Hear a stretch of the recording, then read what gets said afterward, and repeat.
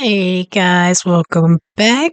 It'll be Christmas Eve when this is airing, so I hope that you guys all have a wonderful holiday. I probably won't be putting out a video for Christmas. I don't have any intention of doing that. I've got two that will come out of the In-Betweeners, the last two episodes of season one of the In-Betweeners will be on Friday. I may get maybe two videos out this weekend, and then we'll resume things as usual starting on Monday for here and for Patreon. But this video that I've got queued up to watch is 10 classic puddings that made British Christmas magical. We've done a couple in this vein from the British Archives here.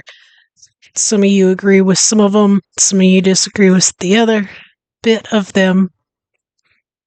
I don't know. You guys know better than I do. But I thought this would be kind of cool because we don't really do what you guys call puddings here at all. I did try the Cadbury one from World Market, and it was really good. Really surprising how light it was. And then they also have a couple other ones. One was like a spotted dick. That I do want to go back and get and try out. And anyway, let's go ahead and get this started. I will link it in the description as usual, along with links over to Patreon and how you can support the channel here on YouTube. If you guys have been watching the In-Betweeners here on YouTube with me, if you go over to Patreon, the entire first season, second season, and third season are already available unedited. And then this coming week, I'm going to start on the movies. So let's go ahead and jump into it. If you remember Christmas lights reflected on trifle bowls, foil-wrapped chocolates rattling in tins, and custard simmering on the hob, you know British holiday desserts were pure magic. Number 7 lived permanently in the freezer. Number 4, families guarded it like treasure. And number 1 carried the weight of tradition. Fingers dusted with icing sugar, wobbly sponge cakes waiting for someone to cut the Christmas cake. If that's your childhood, this one's for you. Number 10, bread and butter pudding. The warm-up act. Bread and butter pudding was the dessert that made cold kitchens feel human again. Slices of buttered bread layered with dried fruit, sprinkled with sugar, and soaked in custard before baking. It came out golden on top, soft underneath, warm all the way through. Kitchens smelled of nutmeg and vanilla, even when families couldn't afford more expensive treats. It was practical, filling, and perfect for stretching leftovers.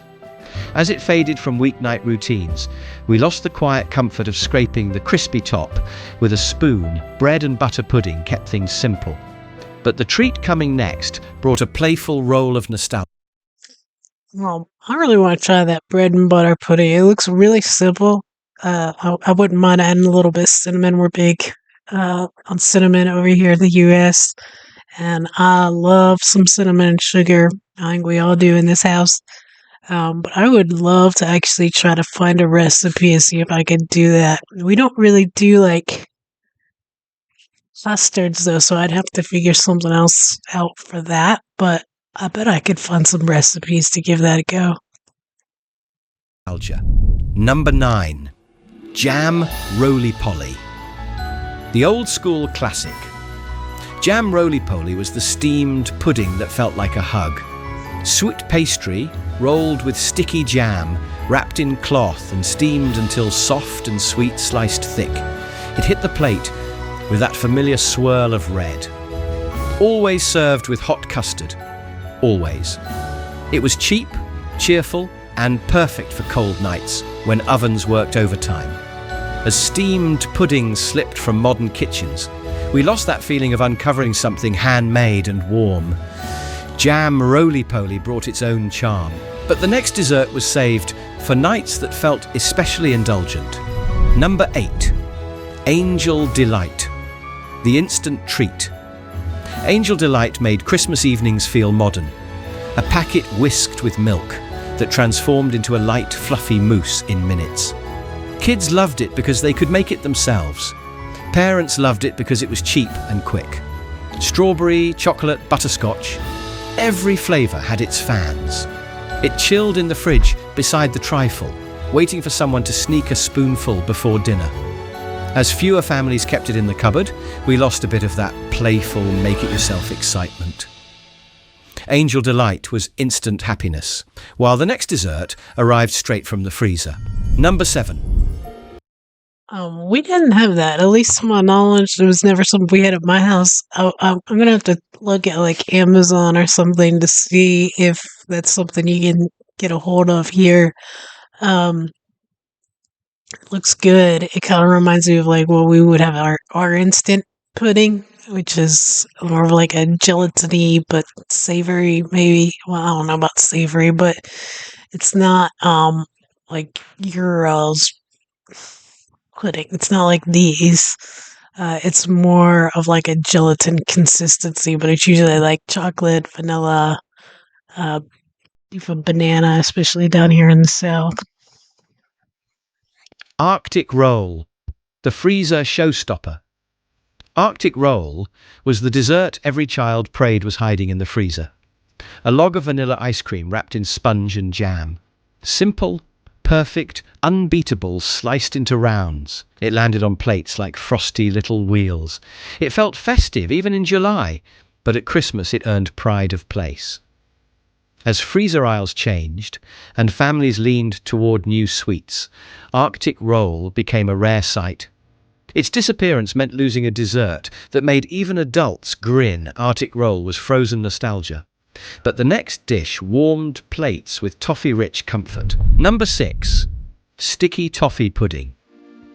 The toffee-covered classic. Sticky toffee pudding was pure winter warmth. A dark sponge made with dates, drenched in hot toffee sauce, often with extra custard poured over the top. Rich, dense, and comforting. The kind of dessert that fogged up windows. I was just curious. I was looking up. You can't see it. I was looking up on Amazon the Angel Delight. They have the strawberry that is $15 to get, and it's for a pack of 2. Or they have butterscotch for $25 for a pack of 6. A little steep banana. Looks like you can get one that's like strawberry, banana, butterscotch. What is this other one? Oh, chocolate. Chocolate mousse. So this one you would get 48 servings for $30. And you get the assortment. You get the 4 different flavors. Steep. Oh, this isn't so bad. Here's one that you could do for $7.16. You get, I think you only get one, and it's of the chocolate, but it's 4 servings. I guess that would be the good one to try if you were just like wanting to try it for the first time, see if you even like it. But it is available, but it is expensive. I can't imagine it's it's got to be cheaper there. Families made it for Christmas gatherings or saved it for the special nights between. As homemade puddings declined, we lost the ritual of soaking sponge until it glistened. Sticky toffee pudding wrapped winter in sweetness. But the next dessert arrived, rolled in chocolate. Number 5. Yule Log. The festive centerpiece. The Yule Log brought theatre to the table. A chocolate sponge rolled with cream and covered in icing or ganache, decorated to look like a snow-dusted log. Kids loved the swirl when it was sliced. Adults appreciated how far it stretched. It looked impressive, even without fancy ingredients. As homemade versions faded in favour of store-bought cakes, some of the magic slipped away. The Yule Log delivered spectacle. But the dessert that follows owned every celebration. Number 4. Trifle. The layered tradition. Trifle was Christmas in a bowl. Sponge fingers, jelly, fruit, custard and whipped cream layered into a glass dish. Every household had its own version, and every layer mattered. The jelly wobble alone could silence a room. Spoons clinked against glass as families dug down to reach the sponge at the bottom. When homemade trifles declined, so did that moment when everyone argued over who got the first scoop. Trifle layered memories as much as flavour. And the next dessert defined December itself. Number 3, mince pies. These are The good. Christmas essential.